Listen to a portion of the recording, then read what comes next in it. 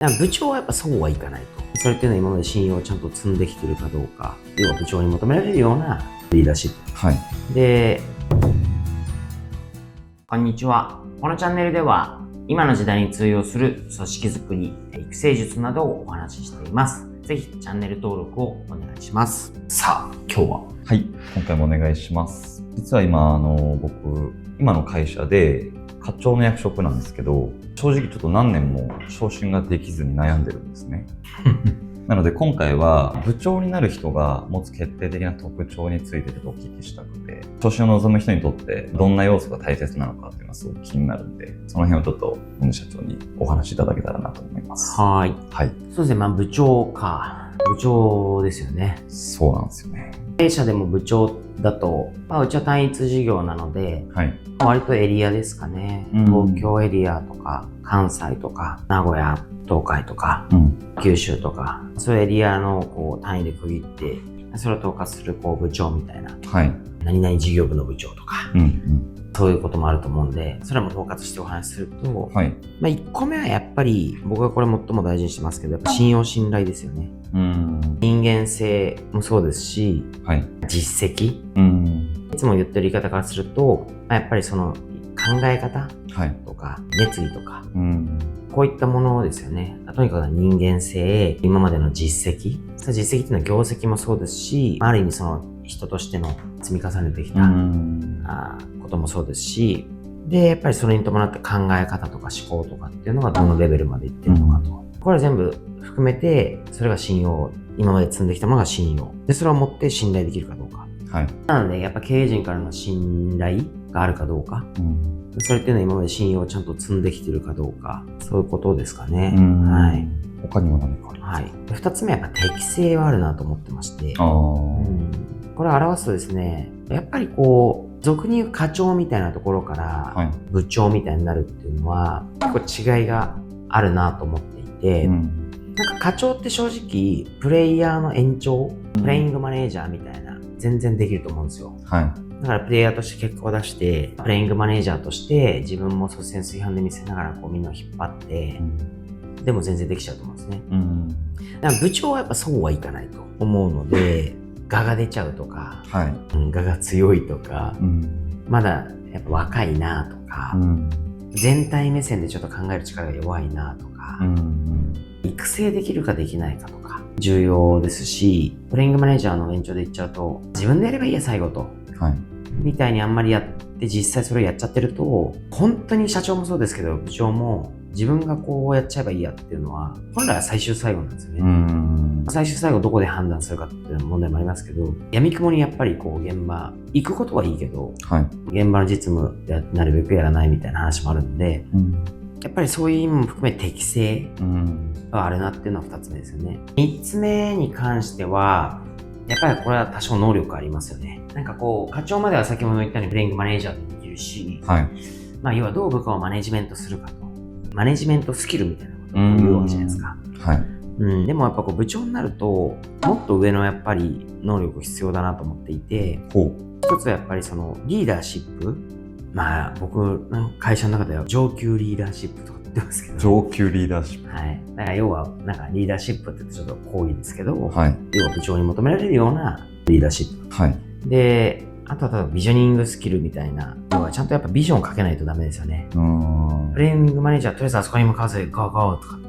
言ってできるかもしれないですけど、やっぱりちゃんと部長になったら理想像というかビジョンをしっかりと明確にできる方がいい。これはやっぱり時間軸の差もあると思うんですよね。やっぱりそのプレイヤーから例えばじゃあ社長までって言ったら見る時間軸ってかなり長くなっていくわけですね。マネージャー課長ぐらいが見てるその時間軸と、部長が見る時間軸って結構変わるんですよね。やっぱそのビジョンをかけないとやっぱ長期で考えられないし、伝えることもできないし、それを達成するためにやっぱ戦略的思考力は課長の時よりも求められるかなと。とかあとやっぱ意思決定とかもそうですし、あと何より変革する力みたいな。いわゆる自分の事業部じゃないですか。はい。今の時代流れが早いですよね。うんうん。だから自分でしっかりとこう変わることに対しての体制を強くなってないと、今までこのやり方でやってきたからこのままやろうみたいな、あんまりそういう思考が強すぎると変えられないじゃないですか。はい。で今の時代が早いから下手したらもうすぐ変えなきゃいけないとか、で今までの成功をやっぱ否定するぐらいの思いを持てないといけないですよね。なるほど。それを実際にこう実現する力みたいなものも必要ですし、ちょっと言ったらいろいろ切れないんですけど、いわゆるだからコンセプチュアルスキルみたいなものとか、その適応力みたいなものはものすごくやっぱ能力としても求められると思うんですよね。なるほど。コンセプチュアルスキルっていうのは具体的に言うとどういった部分ですか？簡単に言ったらやっぱりちゃんと全体視点をちゃんと見れるスキルだったり、なんか抽象的思考力って言ったらいいのかな。世の中にあるものってやっぱ結構意外と抽象的に見えてることが多くて、抽象的なんですけどちゃんとしっかり考えてないと、なんかアイデアが出なかったりとか、なんかそうですね、本質を見抜く力みたいに言ったらいいんですか、ね、そういうものがやっぱないと、もしかしたら新しく自分で事業を作るとか、既存にあった事業をまた変革させていって新しいもののように作るとか、さっき言った変化推進力みたいなものもやっぱそういうものがないと進められないですよね。なるほどですね。ある意味ミニ社長みたいなもんじゃないですか、その事業においては。単純にマネジメントができればいいっていうところよりもう一段階上げて、やっぱ能力がないと厳しいかなと。なるほど。思いますよね。部長になる人の特徴として視野の広さとかっていうの結構聞くんですけど、具体的にどういうふうにその視野の広さってに役立つんですか？だからやっぱり先ほど言ったように全体目線みたいにちゃんと見れるかどうかだと思うんですけど、やっぱ視野が狭いとそれこそ自分のチームだけ成果を出せればいいとか、物事一つに対してもこの広さでしか見れないから、ここに外側にあるもの見れないじゃないですか。なんか部長ぐらいのレベルなんで、それこそ他の部とか、もう会社全体でやっぱ見ながら、物事を考えられないと、自分の部だけいいとかって部長が言い出しちゃったら、まあまあ大変ですよね。そういう意味でやっぱりこう全体目線、どれだけここだけじゃなくて見れているかっていうのは、やっぱものすごく大事ですし、結果そういう人がなってると思うので。なるほどですね。他者を引き上げるリーダーシップってそこも求められる基準かなと思うんですけど、他者を引き上げるリーダーシップって具体的にどういう意味なんですかね？先ほど言ったように課長とかだとプレイングマネージャーの延長でもやると思ったらできますよと。でもそうすると他者を引き上げるというよりかは強引に引っ張っていくみたいなね、感覚値だと思ってもらったとしたら、部長ぐらいになると引っ張るだけじゃなくて、採用もそうだし、育成もそうだし、いろんな観点を考えなきゃいけないじゃないですか。その時にやっぱりこう育成っていう観点では当然育成できるような人が好ましいですし、見てる目線がやっぱ長いんで、次の次世代のやっぱ人材育成みたいなことも考えてるわけですよね。それを考えてやってくれないと先どうするのって話になる。やっぱり自分のことよりも組織の将来を考えた時に考えてやっぱ採用とか育成とかっていうことをやっぱりできる人、包括しちゃってだから育成みたいなもんですよね。で育成なんでできるかってやっぱ時間軸をやっぱ長く考えた時にかなり必須になってくる。結果そういう他者を引き上げるリーダーシップみたいに言われるんだと思うんですけど。なるほどですね。ありがとうございます。あとやっぱ部長になってくると柔軟な対応力とかもやっぱ求められるかなって思うんですけど、具体的にどういった点が重要になってきますかね？これはさっき言ったとおりやっぱその部を任されるわけですから、既存事業の部だとしても当然今の時代に早いから、何かを変えないともうこの事業部もう数字だだ下がりですよみたいな話とか、絶対ありますし、だからとにかくその時代の変化に合わせて柔軟に考えられないと、過去の成功に固執しちゃったらその事業部が転落するの待つだけになっちゃうじゃないですか。会社と考えても同じですよね。会社も同じなんで、部でもやっぱりその事業部だから、事業を扱ってるわけだって、時代は目まぐるしく変化するので、それに適応できなかったら当然もう潰れるとかなくなるとかしか待ってないわけですから、柔軟に情報を仕入れたり対応したり、そもそも考えられないと柔軟に、適応力っていうのはじゃあ結構重要になってくるんですね。重要だと思いますね。部長になるためにチームと部門をつなぐコミュニケーション能力とかっていうのもやっぱり大切ですか？チームと部門っていうのは、だからまあ他部門とか。あ、そうですね。他部署とか。そうですね。やっぱり視野が広くないといけないんで、視野が広かったら当然、例えばある意味ですけど、社長で言ったならば取引先みたいなもんじゃないですか。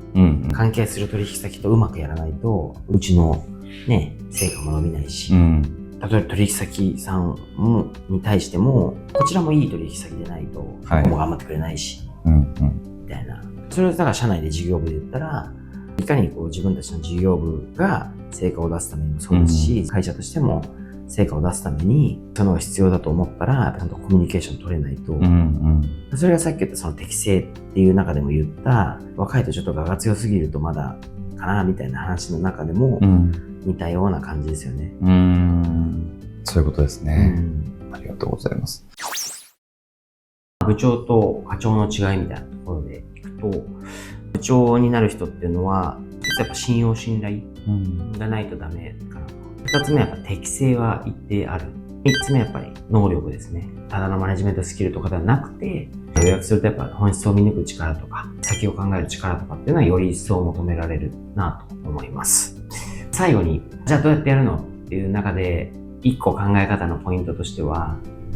常に一般のメンバーだったら2個上ぐらい、例えば主任係長、課長、部長みたいな、まあ旧来の日本の会社で言うならば、メンバーだったら、まあ意欲があるんだったら係長ぐらいの目線を頑張って持つと。主任だったら課長の目線を持つと。係長だったら部長の目線を持つ。課長だったら部長のさらに役員ぐらいのクラスの目線を持つ。こういうことを意識して仕事をしていくと結構成長できるんじゃないかなと思いますね。2個先の役職。2個上の立場から物事を見たり、俯瞰してみたり、考えたり、決定をすると、判断をするということを訓練みたいなものなので、やっていくと割と身についていくんじゃないかなと思います。なるほど。いいアドバイスありがとうございます。皆様からいただくコメント大変励みになります。この動画が気に入ったらぜひいいねやコメントをお願いします。